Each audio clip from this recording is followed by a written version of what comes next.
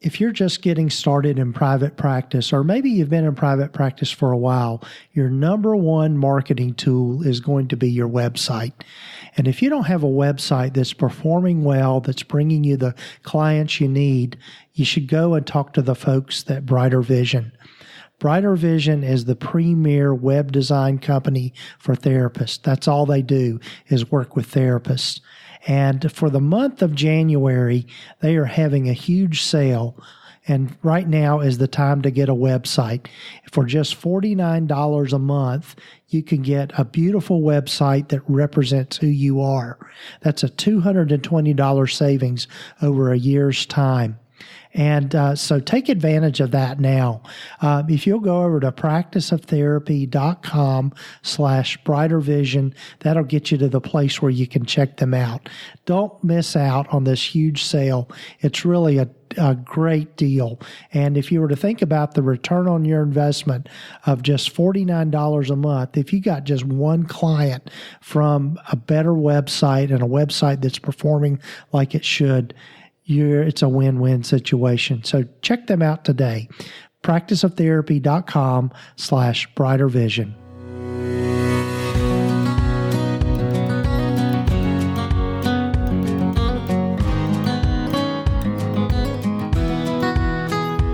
This is the Practice of Therapy podcast with Gordon Brewer, helping you to navigate your private practice journey.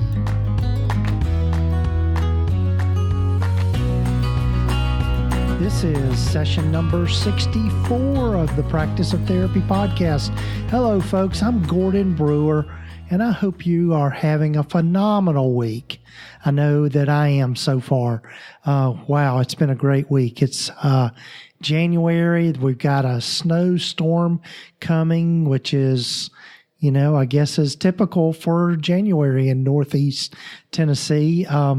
Who knows? We'll see what happens. But anyway, everybody's starting to get hunkered down. Don't dare go to the grocery store right now. It's just a mess.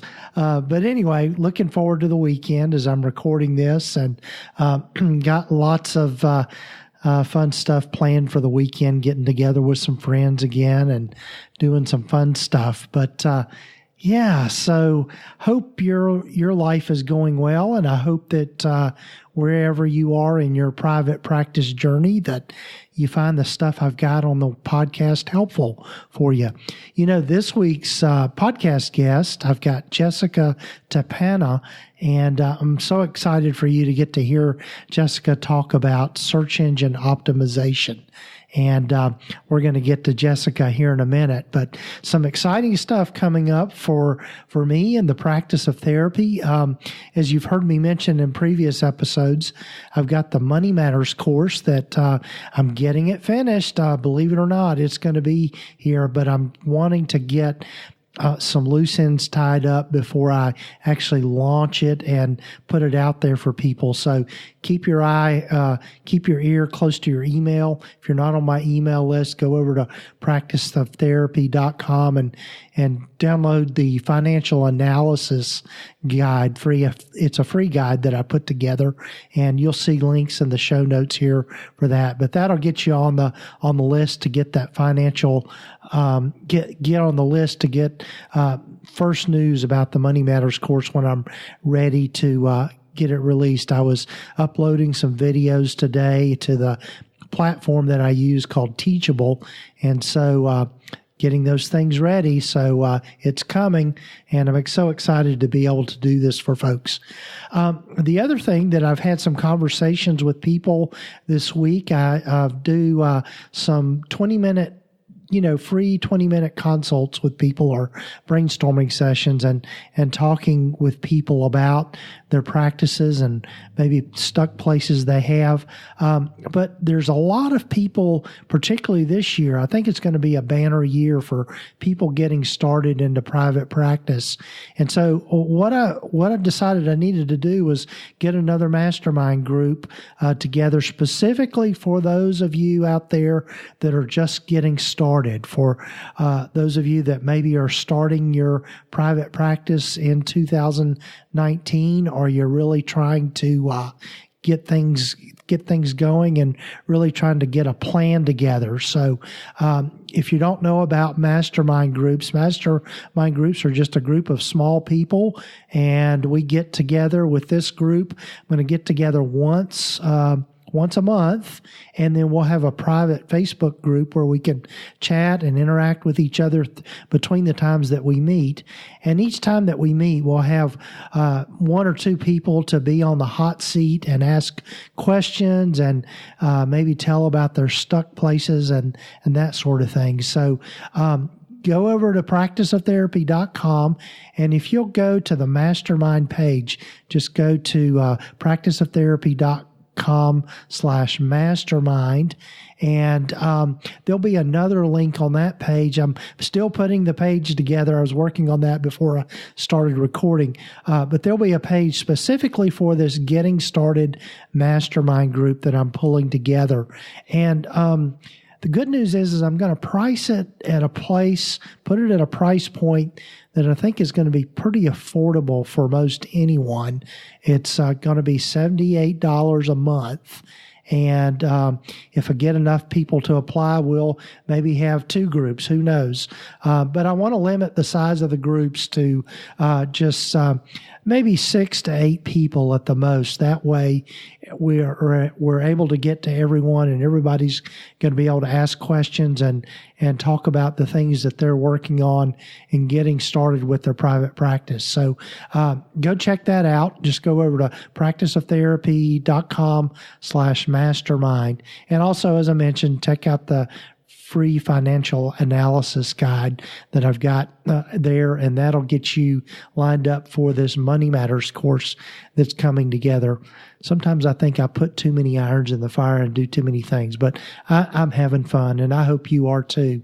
But I just wanted to invite you to apply for the mastermind and get that going if you're getting started this year.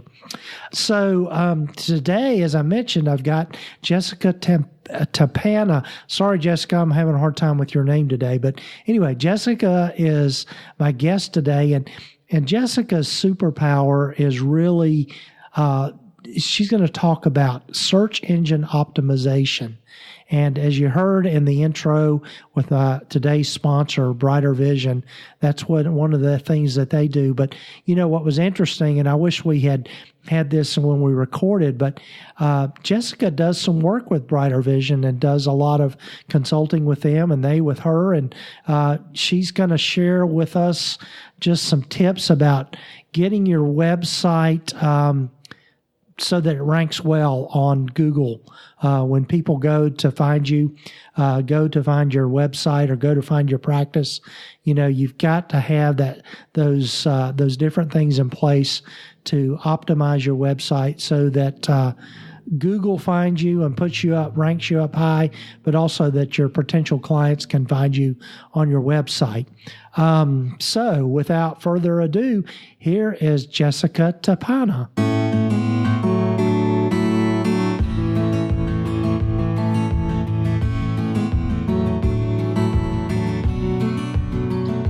Well, hello, everyone, and welcome to the Practice of Therapy podcast. And I'm so glad to have with me today as my guest, Jessica Tappana.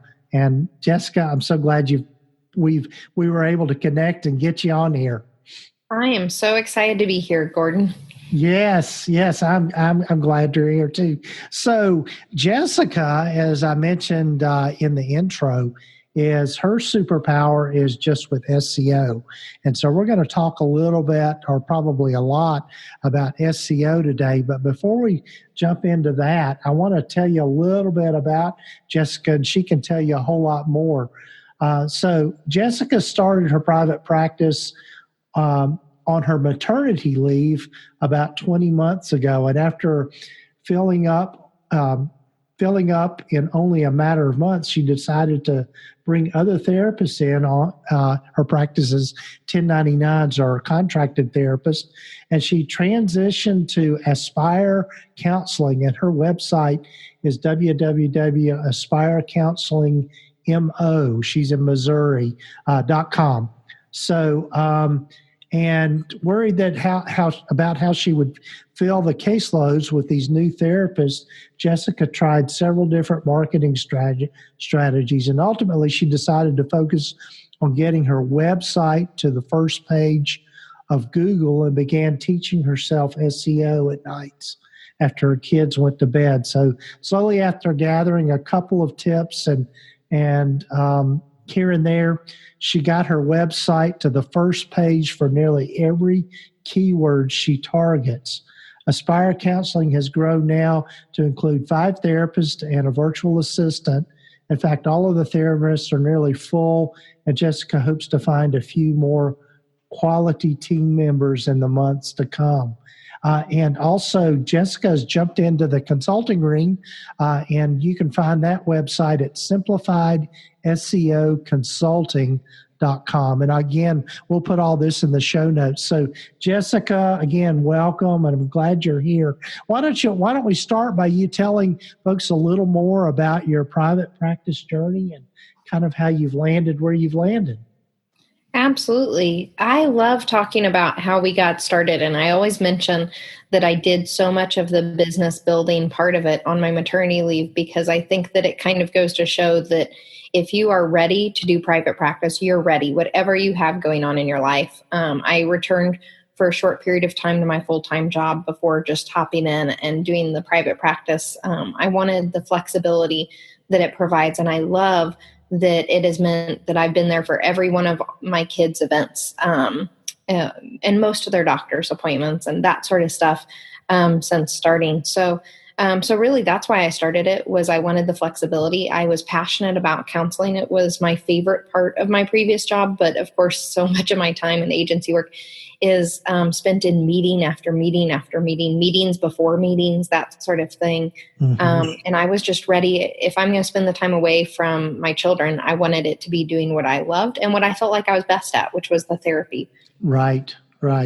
Yeah, and that's so similar to, a lot of us in private practices, that we were working, doing the agency gig and doing the whole that whole grind. And it really, I know for me, a similar situation. My daughter was getting ready to start high school, and she was in the band, and I knew that I wanted to be able to go on band trips with them and all of that. And so the timing of going into private practice really helped me do that, to be able to take the time off. The flexibility is just wonderful. And it really, you're able to do what you want. And so I think I had this vision when I started. Actually, I told everybody, I'm like, guys, I'm only going to work 3 days a week because I'm staying home with my kid. It's going to be this part-time gig. And I was shocked. I chose a very low rent, low cost office to rent, a 1-room office, and, just kind of let some friends know. Didn't even have a website the first couple of months. And I filled up, and I was private pay because, remember, this was a part-time gig. I wasn't trying to steal out of it. And when I filled up, it just occurred to me how big of a need there was in our community. And right. I felt such a responsibility to meet that need that I just kept adding hours and adding more and more clients. And I realized I got to the point where I was going, this isn't the balance I was looking for. I started this to have balance. And that's when I decided to start bringing on 1099s. But as soon as I brought them on, I felt more of a pressure to fill their caseloads because they were wanting to earn a living. And that's when I started trying to figure out how to market myself. And I did. And I love, my favorite thing to do is just going to coffee with people as far as a marketing thing, because I love people and we have some amazing other professionals in related fields in our community. But that was taking up a lot of time. And I still do it, but I wouldn't call that my primary marketing tool anymore. Right now, the number one thing was, as I taught myself SEO, that could be done at any time that I had a computer in front of me. And right. Yeah, that's. I'm interested to get your tips and what you know, because that was similar to what I did when I first went into private practices. I learned about this thing called SEO, and so and started figuring out some things to do to make the site.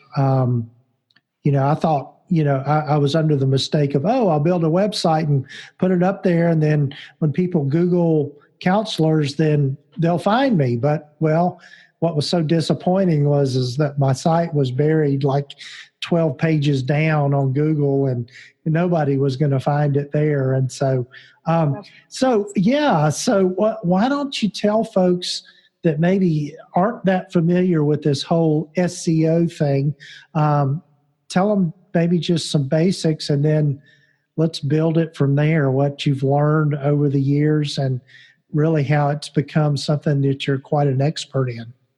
Yeah, so search engine optimization means all of those factors that go into Google. Google has this super secret algorithm where it looks at thousands of factors and decides how to best rank things, so that when people do search counseling enter in your city's name, that's how they choose who goes at those coveted top spots. I will say the top spots in most of our areas are right underneath Psychology Today, which tends to be much more difficult to overtake. But there's so many factors, and we don't know all of them that go into Google's algorithm. And even if we did, then it goes changing them. But there are some things we can do that seem really consistently to help therapists' websites, or any websites really. Those are things like choosing the right keywords, knowing what are those phrases that your ideal clients are going to type in to Google. A lot of people say don't try to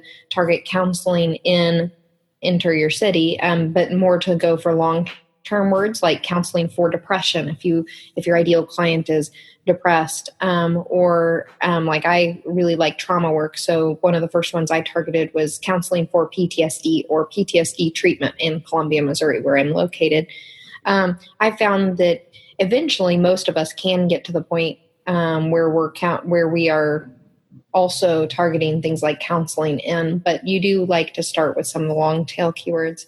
So once you know those keywords, then it's a matter of optimizing. And I don't want to overwhelm anybody here, but some of the things you can do are having specific service pages for each of those services that you want to show up for, having headers that include those keywords. A lot of times people have headers that don't include their keywords, and that can be a really simple thing to do. Meta descriptions, most websites, there's only one platform I've had a little bit of difficulties with this, but most types of websites, you can pretty easily go into the back end of your website. If you're on WordPress, use Yoast. It's the best. Right. And you can write a meta description, and that's where you're kind of telling Google, this is the summary of that page, and this is how and this is a summary you can actually use in the search results. And so you're kind of controlling to some extent what shows up when you have a listing for your own website on Google. Right. Yeah. And again, we're going to put links to your stuff in the show notes. But for those that might be, again, like you said, a little intimidated by this, let's break down what is, a header, meta description, those kinds of things. I know exactly what you're talking about because I use WordPress with my websites, and I love that plugin called Yoast. And again, we'll put links to that. It's what you need if you've got a WordPress site. You absolutely need to have a Yoast plugin. So I agree. Yeah. I've used another plugin before on another website called All-in-One SEO, and it was okay. And I've also worked a little bit on like Wix sites that don't have Yoast, and you absolutely can rank. I'm not saying you have to have a WordPress website or you have to have Yoast to rank. I'm just saying, in my experience, in my opinion, in all the research I've done, it kind of is the easiest way. If somebody has Yoast, it like just cuts a lot of time out. Little things like it will count for me how many characters my meta descriptions are. So even if you don't understand what these terms are, if one of your listeners is like, yeah, I have no idea what they're even talking about, but you're looking at getting maybe your first website because you're a brand new therapist, I would encourage you to to strongly consider going with a WordPress website. And then if you're going to have a website developer develop that for you, specifically ask for that Yoast plugin if you can, because it just makes it easier, I think. Yeah. Yeah. And it does really just kind of walk you through all the things that you need to have for your posts or your pages in WordPress. And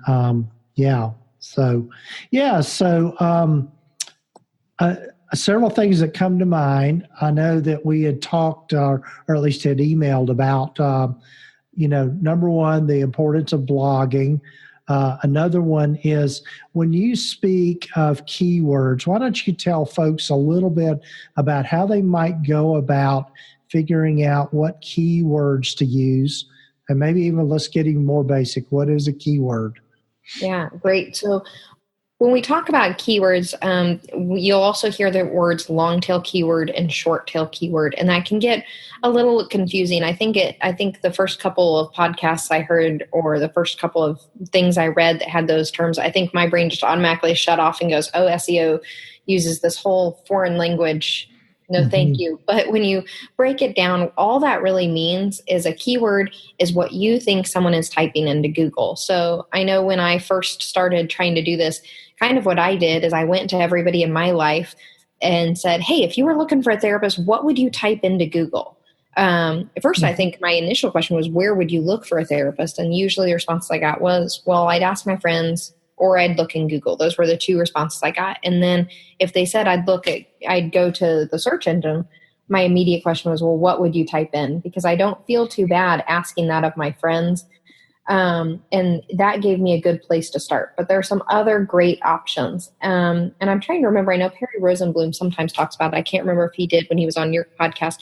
But one great option is just to type in counseling in your area or whatever a basic keyword is into Google. And then at the bottom, they give you similar searches. And those are like, if you're looking for this, you might also be looking for this keywords. Well, if you know that you're targeting anxiety treatment in Columbia, Missouri, but it down here says it has a suggested search of counseling for anxiety in Columbia, Missouri, that gives you an idea for a similar keyword that you might also target.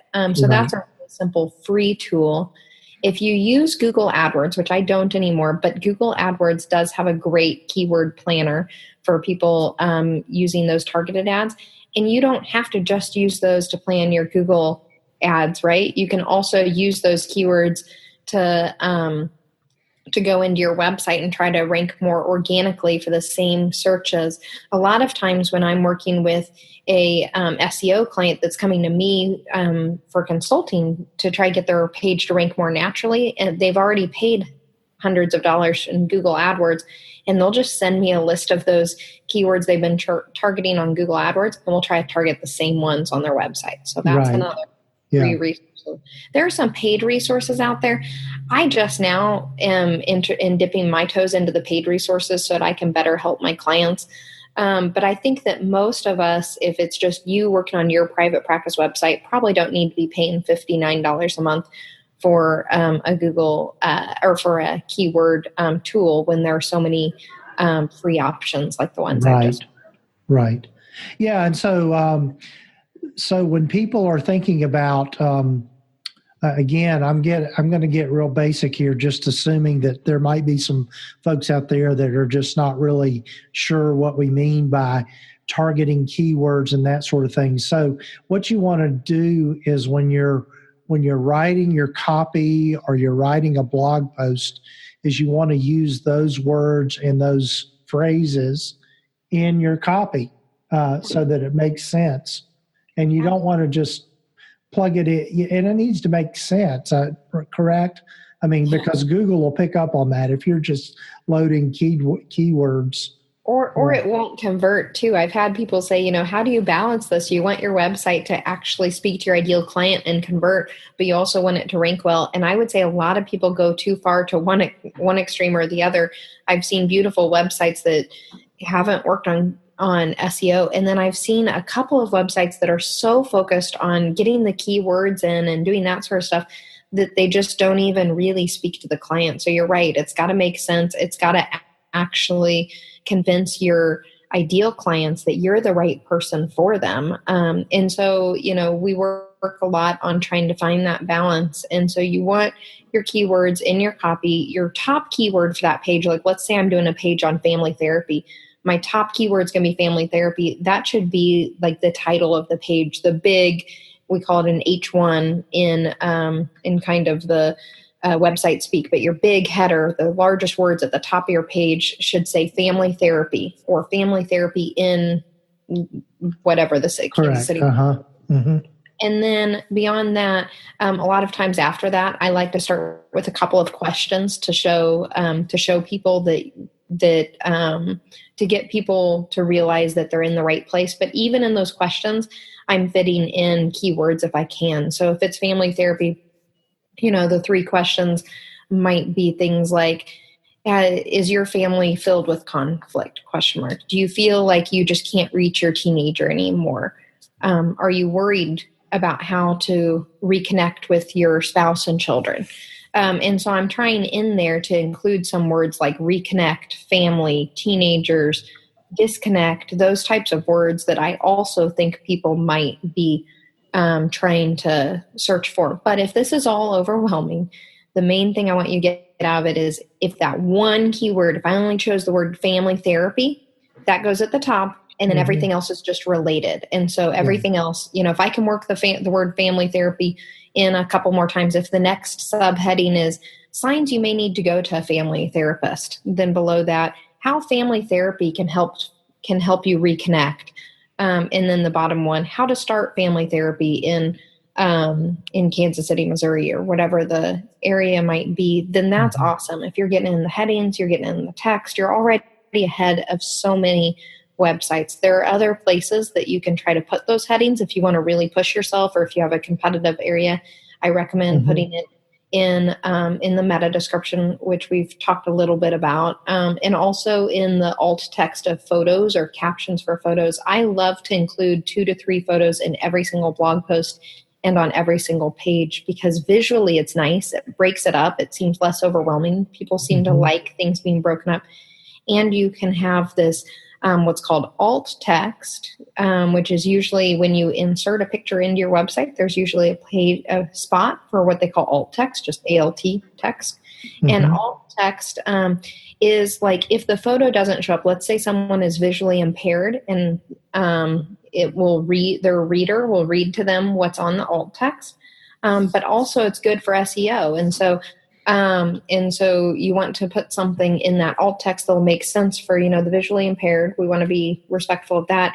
And if you can fit your keywords in there, like a family that's smiling after coming to family therapy at Aspire Counseling in Columbia, Missouri, or something like that. Those are some of the more advanced ways of just making sure that the keywords are in kind of all those spots on your page to help you rank really well. Right. Yeah, those are, it takes maybe a little extra time when you're doing that, but I know that has been, as for me as well, on my own websites, it's paid off as far as getting that traffic. So, people hear from me a lot about blogging, and it's important to blog. So tell us why, Jessica. Why do we need to blog? Blogging is one of my favorite things to talk about. In fact, in the 7-day SEO email series I sent out, I really had to keep editing down that email because I just kept writing on and on about it. Because like you've said before, Gordon, I completely agree and want to cheer every time I hear you say it on your podcast.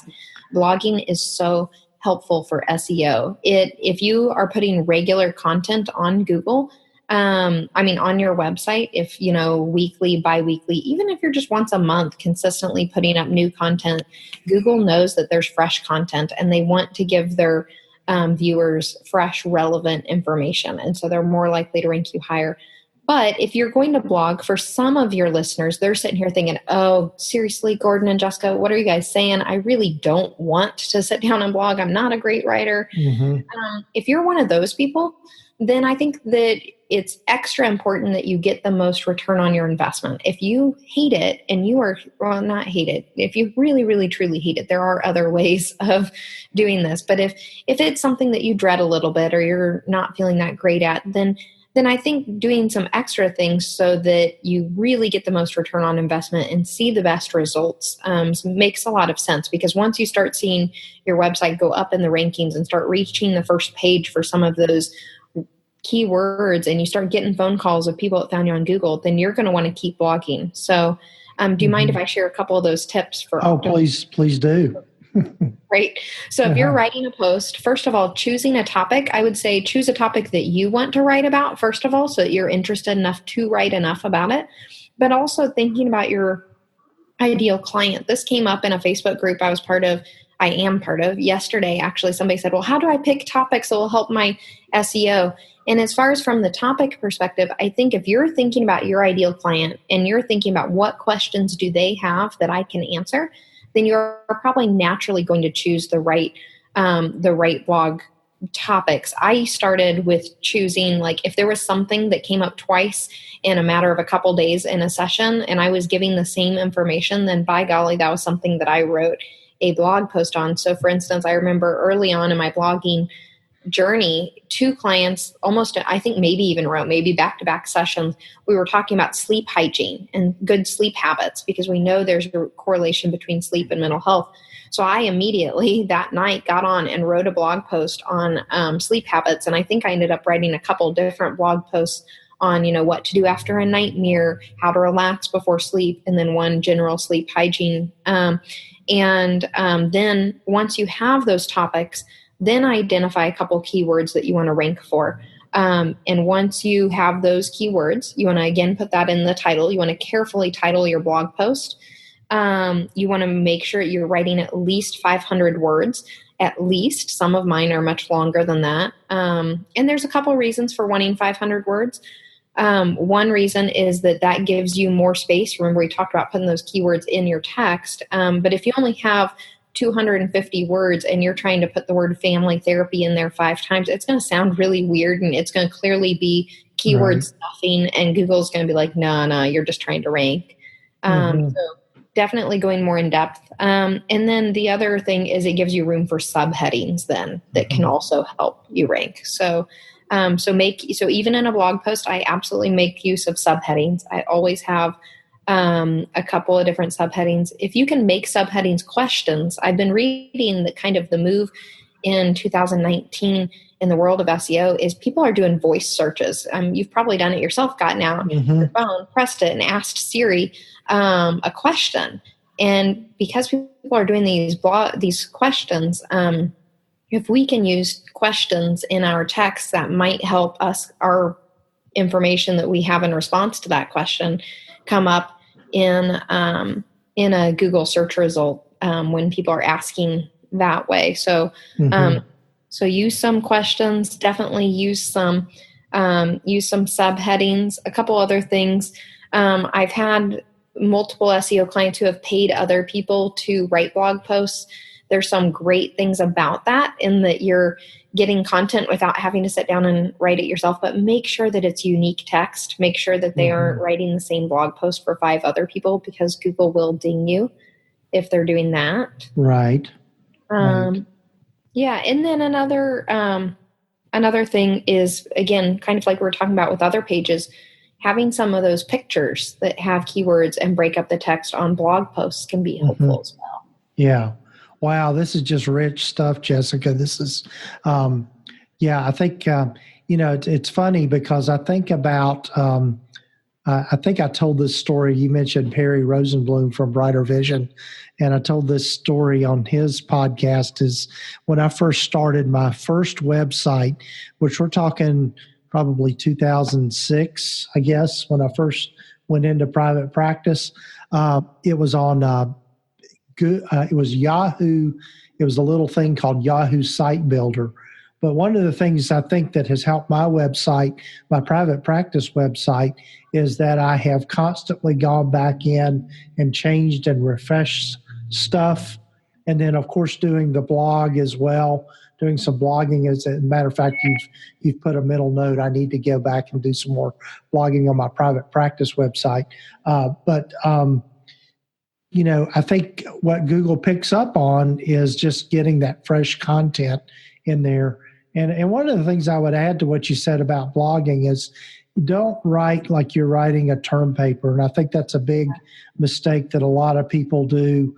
All of us in graduate school, we had to do this professional, using the APA standards and all of that when we would write. Yeah, do not write your blogs like that. Make it scannable, just short paragraphs, break it up.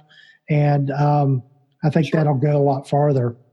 Yeah, absolutely. And, we'd mentioned that Yoast plugin.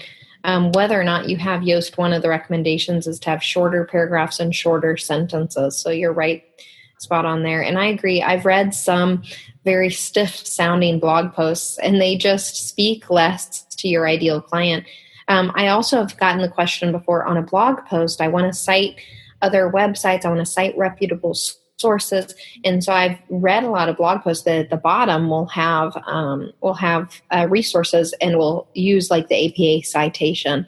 My recommendation is most of the time, instead of doing that, you can get a link to that source, and you can up in the text when you say the American Academy of Pediatrics recommends yada, yada, yada, highlight the APA or the American Academy of Pediatrics, whatever, and do a hyperlink to their website. So we call that an external link because it does point people away from your page. And sometimes there's a little box you can click that says open in a new window. Sometimes I'll do that, or in a new tab. So it'll open in a new tab and they'll still be on my web page.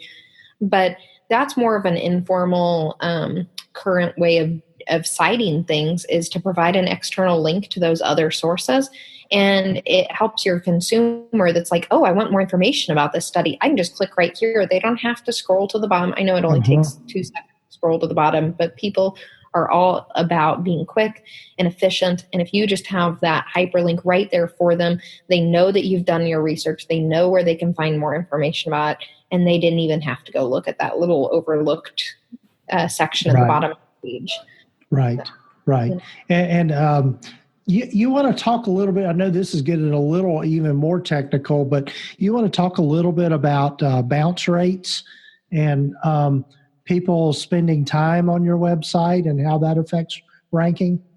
Absolutely. So I monitor my bounce rate quite closely. You can use Google has Google Console and Google Analytics, which has a lot of information. I personally use Brighter Visions in Brighter Insights tools, what they call it. And that gathers all the information from Google Console, Google Analytics, my Facebook page, all of these things.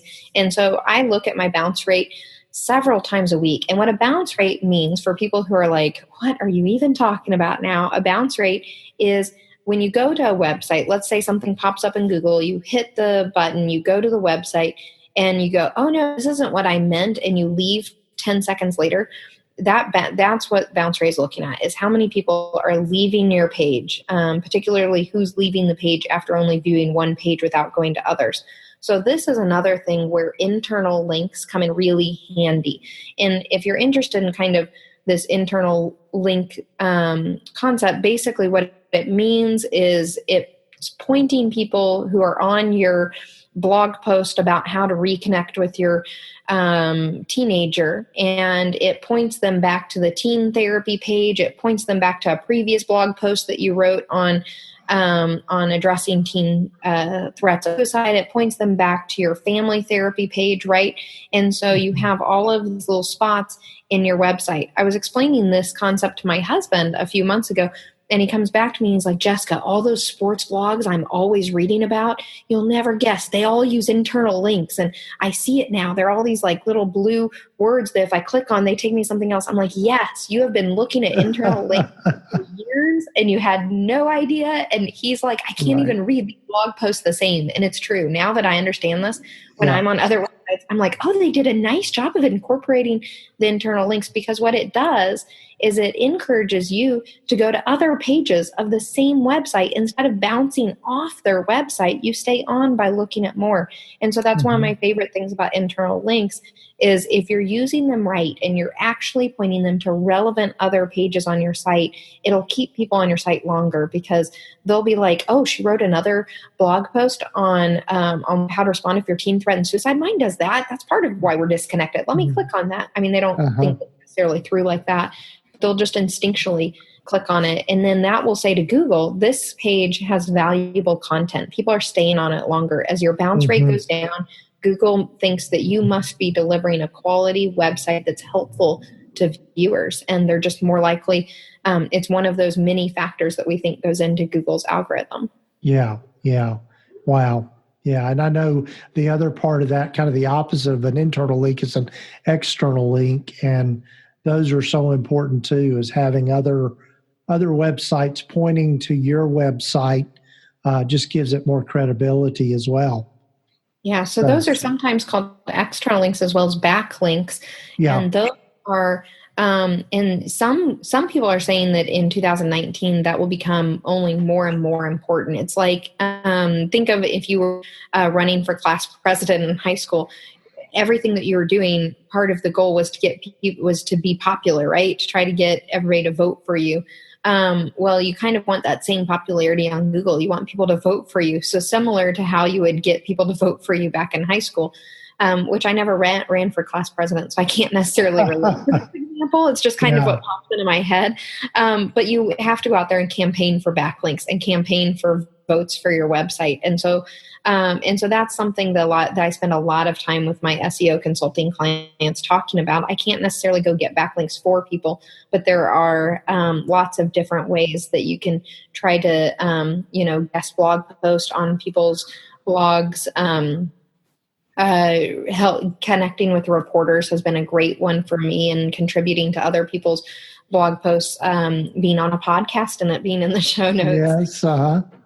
Any of these things, and they're in all backlinks aren't even created equal. So similarly, like in high school, you might have tried to get the vote of someone who's really influential that they have a group of friends that they're going to try to get to vote for you too.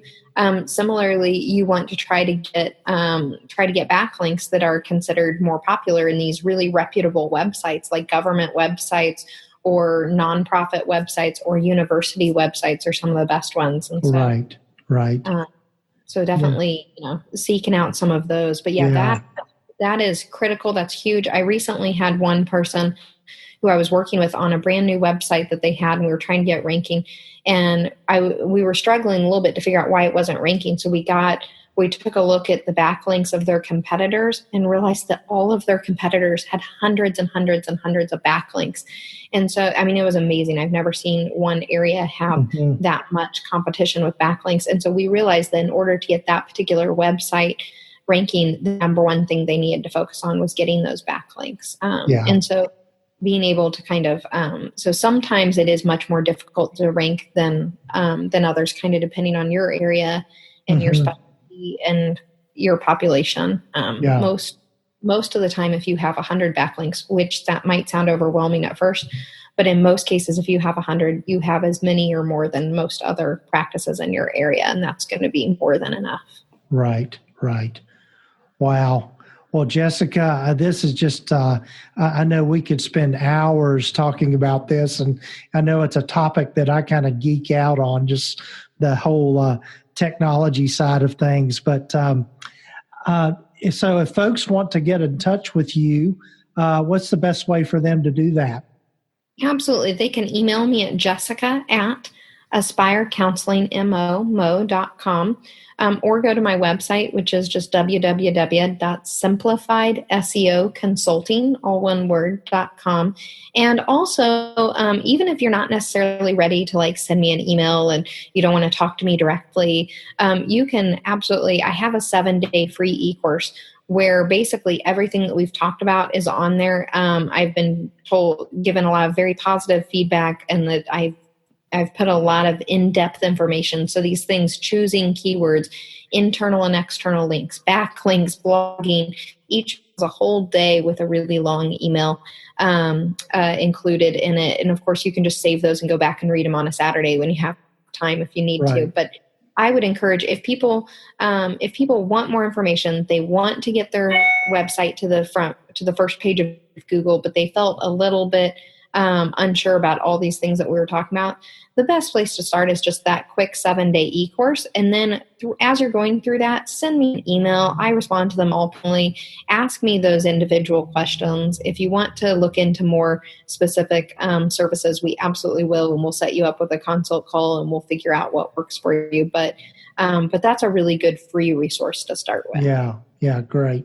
And as always, we'll have backlinks to those resources in the show notes. So, yeah. So, well, Jessica, I'm so glad you were with me today. And I'm hoping to get you back on here soon to the podcast. And so glad you connected with me and that we were able to do this. Anytime. It's fun to talk about. I literally could talk about this stuff for hours. And so It's been fun to have a conversation about it. Okay. Well, thanks again, Jessica, and take care. Thank you, Gordon. You as well.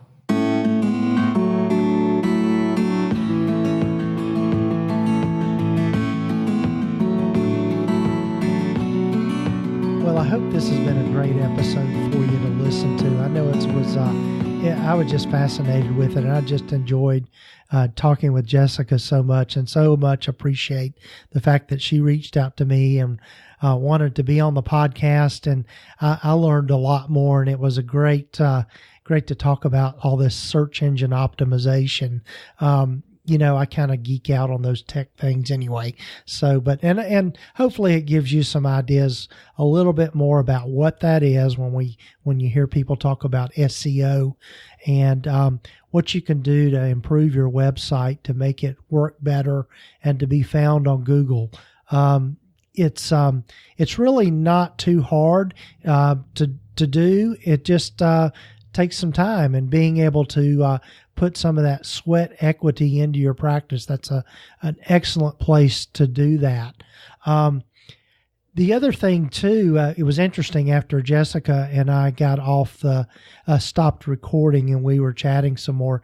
She's doing kind of some consulting with Brighter Vision and has a lot of conversations with them. And she just is our big, she says she absolutely recommends Brighter Vision as a website designer and your person to go to for your branding. So as I mentioned at the very beginning of the show, Brighter Vision has got a huge sale going on right now for the month of January. And so now's the time to jump in. And when you do that, you get your website designed for $49 a month for a full year, which is just remarkable. That's a great deal. And one way to think about that is if you were to get just one client from that website, it would absolutely pay for itself. So it's really kind of a no-brainer when it comes to getting a good website. And Brighter Vision, those are the folks to do that with. Again, to find out more about them, you can go to practiceoftherapy.com/brightervision. And the other thing I'll mention here before we close, like I mentioned at the beginning, is I am putting together a getting started mastermind group for those of you that are just getting started in private practice and you're wanting some coaching and mentoring. And it's a wonderful way to learn about stuff. I know every time that I've been in a mastermind group, it has absolutely boosted my practice, and I've learned so much from people. And as I mentioned too, I'm pricing it at a reasonable price. I mean, I maybe have it priced too low. I don't know. Anyway, probably not. But anyway, it's just going to be $78 per month. It's a 6-month commitment.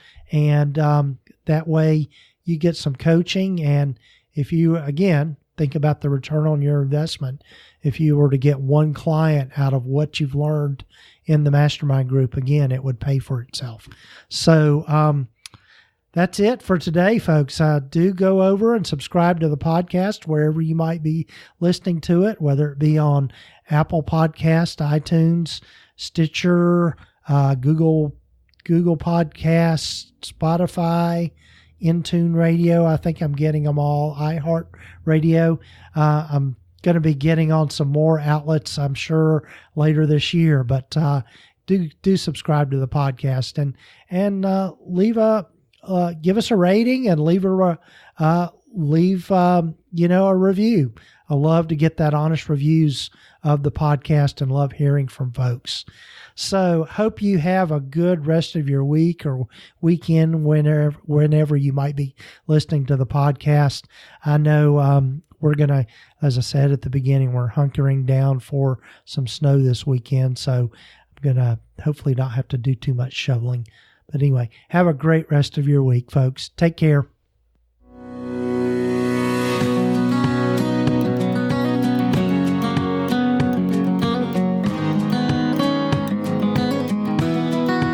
Been listening to the Practice of Therapy podcast with Gordon Brewer. Please visit us at practiceoftherapy.com for more information, resources, and tools to help you in starting, building, and growing your private practice. And if you haven't done so already, please sign up to receive the free private practice startup guide at practiceoftherapy.com. The information in this podcast is intended to be accurate and authoritative concerning the subject matter covered. It is given with the understanding that neither the hosts, guests, or producers are rendering legal, accounting, or clinical advice. If you need a professional, you should find the right person for that.